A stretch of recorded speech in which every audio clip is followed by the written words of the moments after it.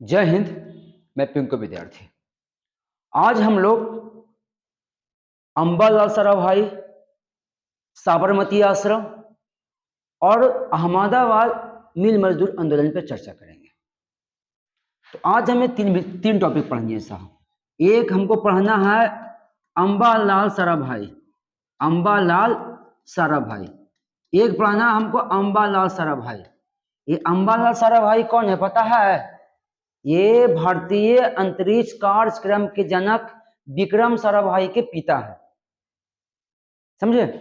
भारतीय अंतरिक्ष कार्यक्रम का जनक विक्रम साराभाई है और विक्रम साराभाई का पिता है अंबालाल साराभाई।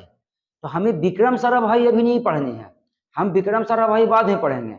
अभी फिलहाल हमको अंबालाल साराभाई पढ़ना है, क्योंकि जब हम साबरमती आश्रम पढ़ते हैं ना, जब हम साबरमती आश्रम पढ़ते हैं तो साबरमती आश्रम में अंबालाल साराभाई का नाम आता है। और जब हम अहमदाबाद मिल मजदूर आंदोलन पढ़ते हैं, जब हम अहमदाबाद मिल मजदूर आंदोलन पढ़ते हैं, मिल मजदूर आंदोलन पढ़ते हैं, तो उस जगह पर भी अंबालाल साराभाई का नाम आता है। तो ये तीनों टॉपिक में अंबालाल साराभाई का नाम है। तो एक तो खुद ये हो गया, ये भी हो गया और ये भी हो गया। तो हम सोच रहे हैं तीनों के एक जगह पे हम एडजस्ट कर लेते हैं, बेहतर भी रहेगा। चलिए, तो हमको क्या पढ़ना है? अंबालाल साराभाई। तो सबसे पहले हम अंबालाल साराभाई को देखेंगे। तो ये हो गया आपका अंबालाल साराभाई, ये हो गया आपका अंबालाल, हाँ ये हो गया आपका अंबालाल साराभाई। तो देखिएगा, अंबालाल साराभाई का अगर चित्र की बात करते हैं तो ये आपकी अंबालाल साराभाई है और ये भी आपका अंबालाल साराभाई है। तो चलिए, ये है अंबालाल साराभाई। सवाल है कि अंबालाल साराभाई का जन्म कब हुआ था, इनका जन्म कब हुआ था? तो अंबालाल साराभाई की अगर हम जन्म की बात करें, अंबालाल साराभाई की अगर हम जन्म की बात करें कि इनका जन्म कब हुआ था, इनके जन्म की बात करें, अंबालाल साराभाई की जन्म की बात करें तो इनका जन्म हुआ था 25 फरवरी 1890 को। इनका जन्म हुआ था 25 फरवरी 1890 को। ऐसे ध्यान रखिएगा, भारत रत्न से सम्मानित प्रथम विदेशी व्यक्ति खान अब्दुल गफ्फार खान का भी जन्म 1890 में ही हुआ था। तो 1890 में दो व्यक्ति का जन्म हो रहा है, एक अंबालाल साराभाई का और दूसरा खान अब्दुल गफ्फार खान का। चलिए कोई बात नहीं है, हमको अंबालाल साराभाई को देखना है। तो अंबालाल साराभाई का जन्म 25 फरवरी 1890 को हुआ था। अब सवाल है कि ये भारत के किस राज्य के रहने वाले थे? तो ये अहमदाबाद और राज्य पूछे तो गुजरात। तो अंबालाल साराभाई जो थे वो गुजरात के अहमदाबाद के रहने वाले थे। अगर गुजरात की बात किया जाए तो ये पाकिस्तान की सीमा से सटा हुआ है और भारत की सबसे लंबी समुद्र तट रेखा वाला राज्य गुजरात है। और गुजरात में ही कांडला बंदरगाह है, जिसे हम दीनदयाल बंदरगाह भी कहते हैं। ये वो एक प्रकार का ज्वारीय बंदरगाह है। तो अंबालाल साराभाई किस राज्य के रहने वाले थे? तो ये गुजरात के रहने वाले थे। अब इनकी पत्नी की बात करते, इनकी पत्नी कौन थी? तो इनकी पत्नी का नाम था सरला, इनकी पत्नी का नाम था सरला देवी साराभाई। सरला देवी साराभाई, इनकी पत्नी का नाम था सरला देवी साराभाई। तो आपको बता देते हैं, महात्मा गांधी की खुद की भी बहन थी एक, महात्मा गांधी की खुद की बहन थी, लेकिन महात्मा गांधी की एक मुंहबोली बहन थी जिसका नाम था सरला देवी साराभाई। महात्मा गांधी की बात हो रही है। महात्मा गांधी की खुद की भी एक बहन थी, महात्मा गांधी की खुद की भी एक बहन थी, लेकिन हाँ हमें कहना है महात्मा गांधी की खुद की भी एक बहन थी, समझना। लेकिन एक महात्मा गांधी की बहन के अलावे भी महात्मा गांधी की एक मुंहबोली बहन थी और वो मुंहबोली बहन थी सरला देवी साराभाई, यानी भारतीय अंतरिक्ष कार्यक्रम के जनक विक्रम साराभाई की मां सरला देवी साराभाई महात्मा गांधी की मुंहबोली बहन थी, महात्मा गांधी की मुंहबोली बहन थी। ये पत्नी किसकी है? अंबालाल साराभाई। तो हम ये कहेंगे कि अंबालाल साराभाई की पत्नी सरला देवी साराभाई है। अंबालाल साराभाई की पत्नी सरला देवी साराभाई है और ये गांधी जी को भाई मानते हैं। यहां तक कि दांडी यात्रा जब गांधी जी शुरू किए थे तो ये सरला देवी साराभाई गांधी जी को तिलक लगाई थी, तिलक लगाए थे। कभी ऐसा सवाल पूछ दे कि गांधी जी जब दांडी यात्रा शुरू किए थे तो दांडी यात्रा शुरू करने से पहले गांधी जी को राज तिलक किसने लगाया था? तो सरला देवी साराभाई। बल्कि देखिएगा हमारे संविधान के, हाँ यहाँ देख सकते हैं करा भारतीय संविधान की सुलेखित प्रति के पृष्ठ 154 का चित्र है, जिसमें एक महिला जो है वो बापू को तिलक करते हुए दिखाया गया। मतलब हमारे संविधान के प्रति के पृष्ठ 154 में गांधी, हाँ 154 में एक महिला जो है वो गांधी जी को तिलक लगा रही है, ऐसा दिखाया गया है। तो ये जो महिला गांधी जी को तिलक लगा रही है ना, ये महिला है कौन? ये महिला सरला देवी साराभाई है। मतलब कहने का मतलब ये हुआ कि दांडी यात्रा से पहले यानी दांडी यात्रा स्टार्ट होने से एकदम जस्ट पहले सरला देवी साराभाई गांधी जी को राज तिलक की, और वही राज तिलक वाला जो चित्र है वो संविधान के पृष्ठ 154 में दिखाया गया है, 154 में दिखाया गया है। चलिए अब आगे आते हैं। अब देखिएगा, अब कह रहा अंबालाल साराभाई के पुत्र कौन थे? तो अंबालाल साराभाई के पुत्र आपका विक्रम साराभाई थे। अंबालाल साराभाई के जो पुत्र थे वो थे विक्रम साराभाई और विक्रम साराभाई, और एक थे गौतम साराभाई। कौन थे? तो ये है गौतम साराभाई, ये हो गया गौतम साराभाई। तो अंबालाल साराभाई के पुत्र विक्रम साराभाई, गौतम साराभाई। विक्रम साराभाई है जो इसरो की तरफ आ गया, ये अंतरिक्ष की तरफ आ गया। आज उन्हीं का देन है कि हम चंद्रयान 1, चंद्रयान 2 और चंद्रयान 3 तक पहुंचे हुए हैं। तो अंबालाल साराभाई का पुत्र है विक्रम साराभाई और गौतम साराभाई। विक्रम साराभाई है वो अंतरिक्ष की तरफ आ गया है, वो अंतरिक्ष कार्यक्रम की तरफ आ गया, लेकिन गौतम साराभाई जो है वो अपने पिता का कंपनी संभाला। आगे चलकर चलते हैं, अब बात करते हैं अंबालाल साराभाई का, हाँ पुत्री का। अंबालाल साराभाई की पुत्री की अगर बात करते हैं कि इनकी पुत्री कौन थी, तो अंबालाल साराभाई की जो पुत्री है वह है मृदुला साराभाई। इनकी जो बेटी जो है ना वो है मृदुला साराभाई, ये है मृदुला साराभाई। ये मृदुला साराभाई है, ये भी गांधी जी के समय बताया जाता है कि सविनय अवज्ञा आंदोलन के समय लड़कों ने बानर सेना और लड़कियों ने मंजरी सेना का स्थापना की थी। तो ये मृदुला साराभाई मंजरी सेना का सदस्य थे, मंजरी सेना में शामिल थे। ये गांधी जी के साथ आपको भारत छोड़ो आंदोलन या तो फिर देश की आजादी के समय साथ नेहरू जी के साथ उतार चढ़ाव की जो मामला हुआ उसमें भी आई। मतलब आगे चलकर ये नेता बन गई, आगे चलकर क्या बन गई? नेता बन गई।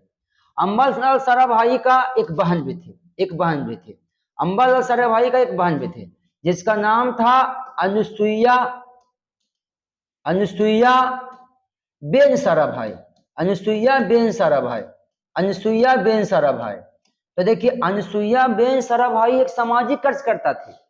बताया जाता है कि महात्मा गांधी, जैसे लोग पढ़ते ना है कि चंपारण में चंपारण सत्याग्रह हुआ, तो 1917 में जब चंपारण सत्याग्रह हुआ था तो किए महात्मा गांधी, लेकिन महात्मा गांधी जी को चंपारण लेकर आया कौन था? तो महात्मा गांधी को चंपारण लेकर आए थे राजकुमार शुक्ला। तो जिस तरह से महात्मा गांधी को चंपारण लेकर आए राजकुमार शुक्ला, उसी तरह से अहमदाबाद मिल मजदूर आंदोलन के दौरान गांधी जी को अहमदाबाद लेकर कौन पहुंचे थे? तो वो है अनुसुईया बेन साराभाई। तो कहीं ना कहीं अंबालाल साराभाई का पूरा परिवार है ना, वो कहीं ना कहीं देश के लिए कुछ ना कुछ कर रहे हैं। तो हमें लगा कि हमें इसे पढ़ना बहुत जरूरी है। यहाँ पर हम साबरमती आश्रम को देखेंगे। तो पहले आप इनको एक बार देखिए, ये है अंबालाल साराभाई। तो अंबालाल साराभाई अहमदाबाद के बहुत बड़े बिजनेसमैन थे, बहुत बड़े व्यापारी थे, और इन्हीं के सहयोग से ये साबरमती आश्रम बना है, तो कभी भी आपसे पूछा जाए कि महात्मा गांधी साबरमती आश्रम बनाए, सही बात है, लेकिन महात्मा गांधी किसके सहयोग से साबरमती आश्रम बनाया है? तो वो है अंबालाल साराभाई। तो चलते हैं, पहले गांधी जी को एक बार देखते हैं। गांधी जी दक्षिण अफ्रीका में थे। गांधी जी जो है मतलब ये दक्षिण अफ्रीका है, देखिएगा, मान लेते ये है आपकी दक्षिण अफ्रीका, ये है दक्षिण अफ्रीका, ये हो गया दक्षिण अफ्रीका, ये हो गया दक्षिण अफ्रीका, ये नीचे का जो दिख रहा है ना ये सब दक्षिण अफ्रीका हो गया। अब ये दक्षिण अफ्रीका है और ये हमारा हिंदुस्तान है साहब, ये हमारा हिंदुस्तान है। तो गांधी जी दक्षिण अफ्रीका से हिंदुस्तान कब आए? तो गांधी जी दक्षिण अफ्रीका से हिंदुस्तान 9 जनवरी 1915 ईस्वी को आए थे। गांधी जी दक्षिण अफ्रीका से हिंदुस्तान 9 जनवरी 1915 ईस्वी को आए। तो गांधी जी 9 जनवरी को आए थे। इस खुशी में हमारे यहाँ 9 जनवरी को भारतीय प्रवासी दिवस मनाया जाता है। भारतीय प्रवासी दिवस मनाया जाता है, भारतीय प्रवासी दिवस मनाया जाता है। तो कहा जाता है कि महात्मा गांधी पहले दक्षिण अफ्रीका में थे और दक्षिण अफ्रीका में ये सत्याग्रह भी किए थे, रंगभेद के खिलाफ गोरे कालों की लड़ाई लड़े थे। तो ये दक्षिण अफ्रीका से भारत 9 जनवरी 1915 को आए थे, ये बम्बई बंदरगाह पे उतरे थे। तो ये 9 जनवरी 1915 को भारत आए ना, तो 9 जनवरी को हमारे देश में प्रत्येक वर्ष भारतीय प्रवासी दिवस मनाया जाता है। चलिए क्लियर। अब आगे देखिएगा, अब ये भारत आए, तो भारत आए तो गए गुजरात, क्योंकि गुजरात में इनका घर था, गुजरात में इनका रहना सहना था। तो भारत आए तो सबसे पहले पहुंचे गुजरात राजकोट में। ये गुजरात पहुंचे तो इनसे एक व्यक्ति मिले, इनसे इनका एक मित्र मिले जिनका नाम था जीवनलाल देसाई। जीवनलाल देसाई इनका एक मित्र था साहब, जिसका नाम क्या था? जीवनलाल देसाई। तो जीवनलाल देसाई महात्मा गांधी को सलाह दिए कि अगर आपको आगे कुछ करना है तो आप एक आश्रम का स्थापना कीजिए। तो बताया जाता है कि ये कोचरब बंगला था, कोचरब, उसमें घर को बंगला भी कहा जाता था, ये कोचरब बंगला था, कोचरब बंगला था, बंगला। तो यानी कहने का मतलब ये है कि कहने का मतलब ये है कि महात्मा गांधी जब गुजरात में आए तो बैठे थे, तो उनसे कोई व्यक्ति मिलता है और जो व्यक्ति इनसे मिलता है ना उनका नाम है जीवनलाल देसाई। तो ये जीवनलाल देसाई महात्मा गांधी को बोलते हैं कि बाबू एक आश्रम का स्थापना कीजिए, बेहतर रहेगा, लोग यहाँ आएंगे, आपसे जुड़ेंगे। जैसे कैसे दक्षिण अफ्रीका में फिनिक्स आश्रम था आपका, तो उसी तरह से यहाँ भी एक आश्रम का स्थापना कीजिए। तो जीवनलाल देसाई को कहने पर महात्मा गांधी ने कोचरब बंगला को कोचरब है, बा होगा, बा नहीं हुआ, बन है, ये कब बात करते हैं हम। हाँ, महात्मा गांधी ने कोचरब बंगला को सत्याग्रह आश्रम में ट्रांसफर कर दिए, सत्याग्रह आश्रम में ट्रांसफर कर दिया। तो अगर पूछा जाए कि किस बंगला को सत्याग्रह आश्रम में ट्रांसफर किया गया, तो कोचरब बंगला को। और ये काम किए 1915 ईस्वी में, और ये बना अहमदाबाद में। कहाँ बना? अहमदाबाद में। तो अगर आपसे पूछा जाए कि सत्याग्रह आश्रम का स्थापना कब हुआ था, तो सत्याग्रह आश्रम का स्थापना 1915 ईस्वी में महात्मा गांधी ने किया था, और महात्मा गांधी इस आश्रम का स्थापना अहमदाबाद में किया। लेकिन हकीकत यह है कि सत्याग्रह आश्रम महात्मा गांधी जीरो लेवल्स नहीं बनाए थे। ये सत्याग्रह आश्रम पहले से ही कोचरब बंगला था, पहले से ही बंगला के रूप में बंगला बना हुआ था, उसी में थोड़ा सुधार उधार करके इसको आश्रम बना दिए, उसको क्या बना दिए? आश्रम बना दिए। अब आगे देखिए क्या है, सत्याग्रह आश्रम तो बन गया, ध्यान देकर, सत्याग्रह आश्रम तो बन गया, लेकिन कोई बड़ा बंगला नहीं, बड़ा आश्रम नहीं था, नॉर्मल आश्रम था। तो गांधी जी को अंबालाल साराभाई की पत्नी ने सलाह दिया था कि आप इसको बड़े रूप में बनाइए। तो गांधी जी बोले कि भैया बड़े रूप में बनाएंगे तो पैसा कहां से लाएंगे?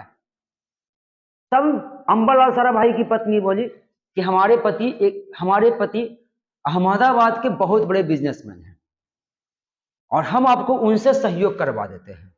तो गांधी जी ने सरला देवी साराभाई की सहयोग से कहीं ना कहीं वो आश्रम को आगे बढ़ाएं, लेकिन पैसा तो दिया अंबालाल साराभाई, तो किसका नाम होगा? अंबालाल साराभाई का। तो चलिए, अभी सत्याग्रह आश्रम भी जानते हैं, साबरमती आश्रम में ट्रांसफर हो रहा है।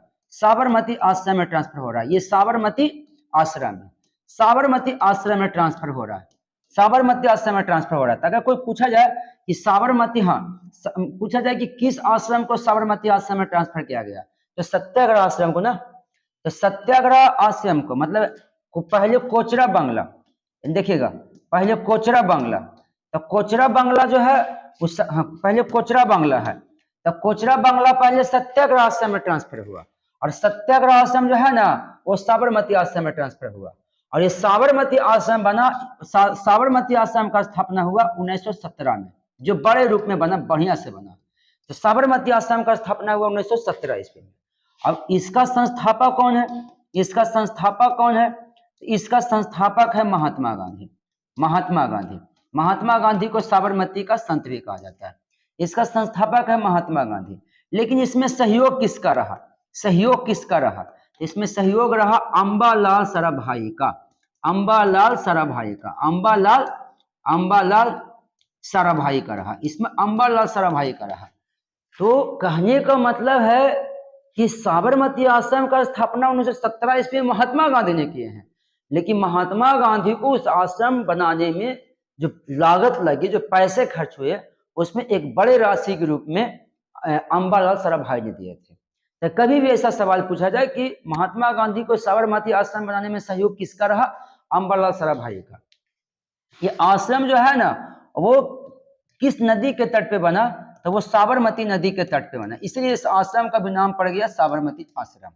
ये आश्रम आपका अहमदाबाद में है, कहाँ है, अहमदाबाद। ये आश्रम जो है ना वो आपका अहमदाबाद में है। तो देखिएगा ये आपकी साबरमती आश्रम है, कोई दिक्कत नहीं। देखिएगा ये आपका साबरमती आश्रम है। साबरमती आश्रम का स्थापना 1917 में हुआ।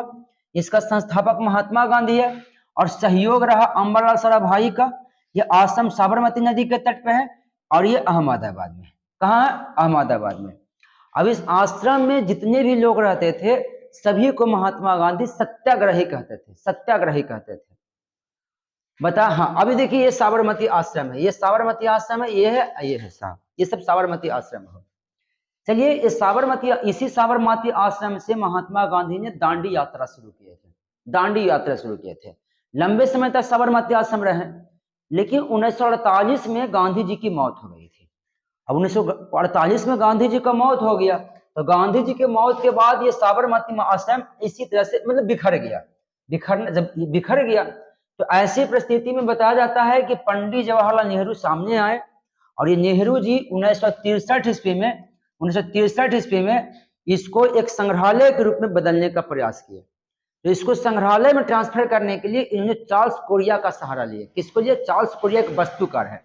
तो अगर तो हमसे पूछा जाएगा कि पहले तो ये साबरमती आश्रम था, पहले तो ये साबरमती आश्रम था, पहले तो ये साबरमती आश्रम था, पहले तो ये साबरमती आश्रम था।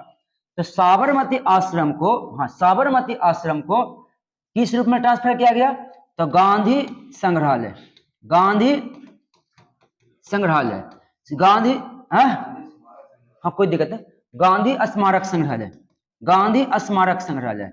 तो साबरमती आश्रम को गांधी स्मारक संग्रहालय के रूप में ट्रांसफर किया गया। तो इसको संग्रहालय का रूप दिया गया कब, 1963 में दिया गया। लेकिन रूप देने वाला व्यक्ति का नाम है चार्ल्स कोरिया। रूप देने वाले व्यक्ति का क्या नाम है, चार्ल्स कोरिया। इसको गांधी संग्रहालय का रूप दिया साहब चार्ल्स कोरिया ने। किसने दिया, चार्ल्स कोरिया ने। तो साबरमती आश्रम को गांधी संग्रहालय, गांधी स्मारक संग्रहालय में ट्रांसफर किया गया 1963 में। और इस आश्रम को संग्रहालय का जो रूप दिया गया कि कहाँ गांधी जी का बेड है, कहाँ पे क्या चीज है, ये रूप देने वाला व्यक्ति है चार्ल्स कोरिया, चार्ल्स कोरिया। तो कहीं ना कहीं अंबालाल साराभाई का ज्वाइंट यहाँ भी है। ये है आपका अहमदाबाद मिल मजदूर आंदोलन। तो अहमदाबाद मिल मजदूर आंदोलन 1918 में हुआ था। कब हुआ था, 1918 में। तो बताया जाता है कि अहमदाबाद मिल मजदूर आंदोलन में भी अंबालाल साराभाई का नाम आता है। तो यहाँ भी हम थोड़ा सा इसको समझने का प्रयास करेंगे। तो देखिएगा अहमदाबाद मिल मजदूर आंदोलन होता कैसे है। तो देखिएगा भारत का एक राज्य है गुजरात, भारत का एक राज्य है गुजरात, और गुजरात में साबरमती नदी के तट पर, देखिएगा ये साबरमती नदी है साहब, गुजरात में साबरमती नदी के तट पर यह है साबरमती नदी, यह है साबरमती नदी। ध्यान देगा, साबरमती नदी खंभात की खाड़ी में गिरती है और ये पूरब से पश्चिम की ओर बहने वाली नदी है। तो गुजरात में साबरमती नदी के तट पर एक नगर बसा हुआ है, एक नगर बसा हुआ है। गुजरात में साबरमती नदी के तट पर एक नगर बसा हुआ है जिसका नाम है अहमदाबाद। जिसका नाम क्या है? सॉरी, हाँ ठीक है, जिसका नाम है अहमदाबाद। तो ये गुजरात है और गुजरात में साबरमती नदी के तट पर एक नगर बसा हुआ है जिस नगर का नाम है अहमदाबाद। और अहमदाबाद में बहुत सारी फैक्ट्री थी, अहमदाबाद में बहुत सारी कंपनियां थी, बहुत सारी कंपनी थी। और इसी कंपनी में कुछ कंपनी का मालिक अंबालाल साराभाई भी थे, अंबालाल साराभाई। यानी अहमदाबाद में बहुत सारी कंपनियां थी और उसी कंपनी में कुछ ऐसे कपड़े के कंपनी थे, कुछ ऐसे मिल थे जिसका मालिक अंबालाल साराभाई थे। बताया जाता है कि प्रथम विश्व युद्ध खत्म हुआ था। प्रथम विश्व युद्ध 1914 में स्टार्ट हुआ था और 1918 में खत्म हुआ। तो प्रथम विश्व युद्ध खत्म होने से देश में महंगाई बढ़ गई थी और महंगाई बढ़ने से मजदूरों पर असर आना शुरू हो गया। दूसरी बात यह है कि देश में प्लेग का बीमारी भी फैल गया था, प्लेग का बीमारी फैल गया था और इस प्लेग की बीमारी से 10% से अधिक लोगों की मौत हो गई थी। ऐसे हम प्लेग की बीमारी को काली मौत कहते हैं, प्लेग की बीमारी को काली मौत कहते हैं। तो प्रथम विश्व युद्ध को 1914 से 18 तक चलना, प्लेग की बीमारी से 10% की मौत होना कहीं ना कहीं देश के लिए एक बहुत बड़ी क्षति थी और लोगों के लिए नुकसान था। चलिए, महंगाई को तो लोगों ने झेल लिया, लेकिन बीमारी को यानी महामारी को लोग कैसे झेलेगा? लोग बचने के लिए बड़े बड़े शहर, बड़े बड़े कंपनियों को छोड़कर सब गांव भाग रहे थे। तो जब सब गांव भाग रहे थे तो उसी क्रम में अहमदाबाद में जितने भी मजदूर थे ना, वो सब काम छोड़कर गांव भागना शुरू कर दिया, सब गांव जाना शुरू कर दिया। तो इस कंपनी में मजदूर कम होना शुरू हो गया। तो जब कंपनी में मजदूर रहेगा ही नहीं तो काम कौन करेगा? तो कंपनी बंद होने की कगार पे आ गई। तो ऐसी परिस्थिति में सभी कंपनी मालिक ने ये सोचा कि अगर मजदूरों को लोभ दिया जाए ना, ये कंपनी मालिक है, सभी कंपनी मालिक ने ये सोचा कि अगर मजदूरों को लोभ दिया जाए तो शायद वो रुक सकता है।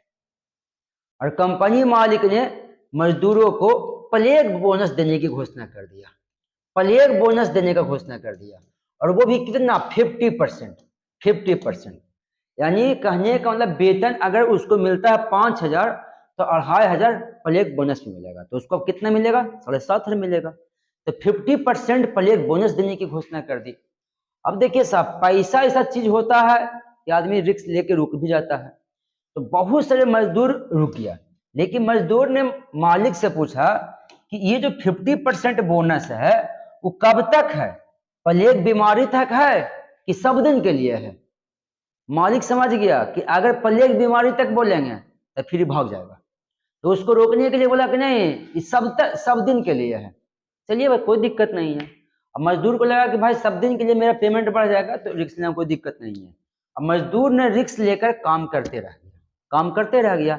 एक समय ऐसा भी आया कि प्लेग की बीमारी खत्म हो गई और सभी मजदूर कंपनी में आना शुरू कर दिया। अब जब जो मजदूर कंपनी छोड़ के गया था वो मजदूर वापस आना शुरू हो गया। तो अब मालिक जो है ना, वो बोनस देने से इनकार करना शुरू कर दिया। बोल दिया बाबू रहना है कंपनी में तो रहो और नहीं तो जाओ। अब इनको हो गया समस्या। अब कोई भी मजदूर रहे साहब, अगर किसी भी मजदूर का शोषण होता है, किसी भी मजदूर के साथ गलत होता है तो वो अपने दम पे तो लड़ नहीं सकता है। वो किसी आदमी को खोजता है कि कोई ऐसा आदमी आए जो हमारे लिए लड़े। तो मजदूर किसी को खोज रहा था कि कोई आए और हमारे लिए लड़े। तो मजदूर को कोई दिखाई नहीं दिया साहब, मजदूर को कोई दिखाई नहीं दिया। लेकिन देखिएगा ये जो अंबालाल साराभाई जो है ना, ये कंपनी के बहुत बड़े मालिक है। और अंबालाल साराभाई की बहन देखिएगा, अंबालाल साराभाई की बहन कौन है? अनसुईया बेन साराभाई। और अनसुईया बेन साराभाई एक सामाजिक कार्यकर्ता थे। तो ये सारा के सारा मजदूर अंबालाल साराभाई की कंपनी है, मिल मालिक की कंपनी खुद है, और मजदूर उनकी बहन के पास पहुंच गया और मजदूर ने उनकी बहन को अपना दुख सुना शुरू किया। मजदूरों ने कहा कि हमें 50% की बोनस पे रख लिया, अब पैसा देने से मना कर रहा है। तो ऐसी परिस्थिति में अनसुईया बेन से साराभाई ये बात मिल मालिकों को कहा, अपने भाई को भी कहा, लेकिन न तो कोई मिल मालिक इनका बात सुना और न इनका भाई बात सुना। यहां तक कि अंबालाल साराभाई बोला कि कोई मिल मालिक मजदूरों को बोनस नहीं देगा। यानी भाई कह रहा है कि मजदूरों को बोनस नहीं मिलेगा और बहन कह रही है कि मजदूरों को बोनस मिलेगा। ये मामला हो गया। अब ऐसी परिस्थिति में ये अनसुईया बेन साराभाई को लगा कि गांधी जी को यहाँ बुलाना बहुत जरूरी है, क्योंकि गांधी जी चंपारण में सत्याग्रह करके फेमस हो गए थे। तो अनसुईया बेन जो है ना, वो गांधी जी को बुलाती है।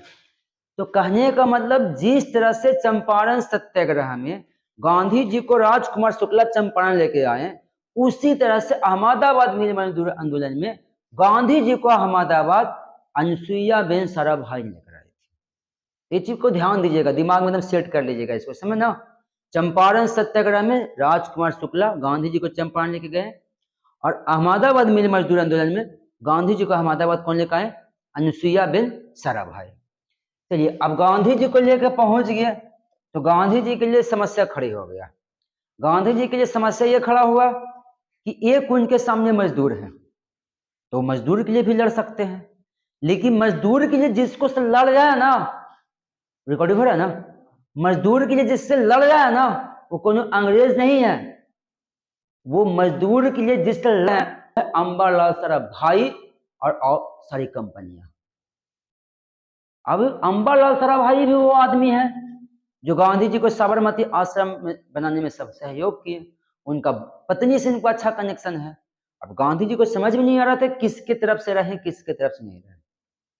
गांधी जी ने सोच लिया कि हमें सच की लड़ाई लड़नी है, और गांधी जी मजदूरों की तरफ आ गया। जब गांधी जी मजदूरों को देखे तो उनको ऐसा लगा कि मजदूरों की स्थिति बहुत खराब है, ढंग से कपड़े नहीं पहने हुए हैं, और गांधी जी बहुत बड़ा पगड़ी पहने हुए, बहुत बड़ा पगड़ी लगाए हुए थे, बहुत बड़ा पगड़ी पहने हुए थे।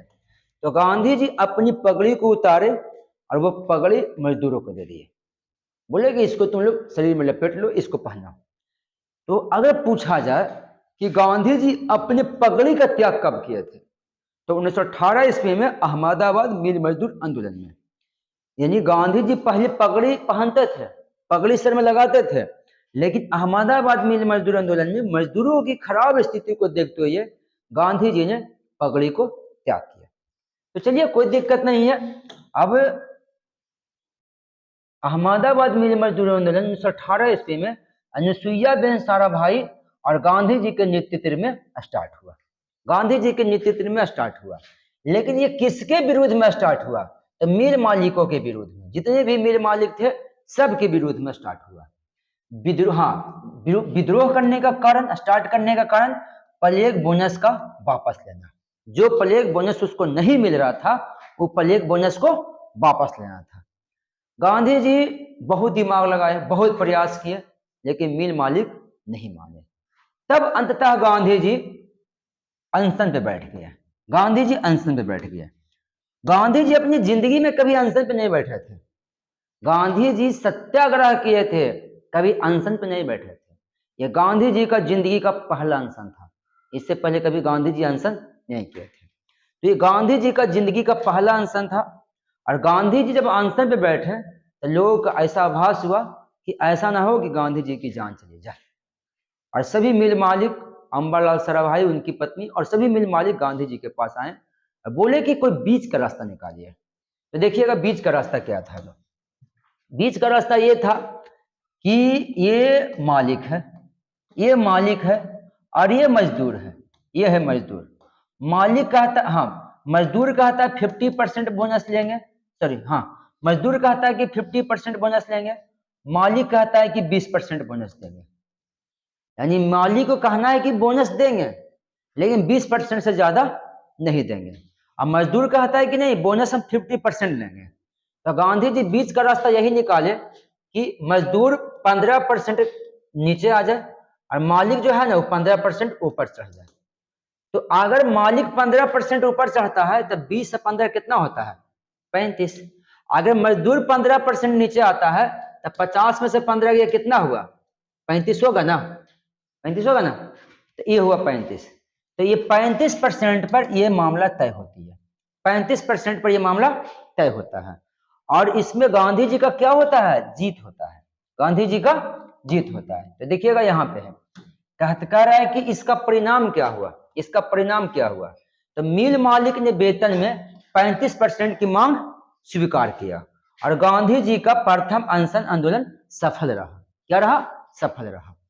तो हमें कहने का मतलब ये था कि अंबालाल साराभाई भारतीय अंतरिक्ष कार्यक्रम के जनक विक्रम साराभाई के पिता है और अंबालाल साराभाई का संबंध साबरमती आश्रम से भी है।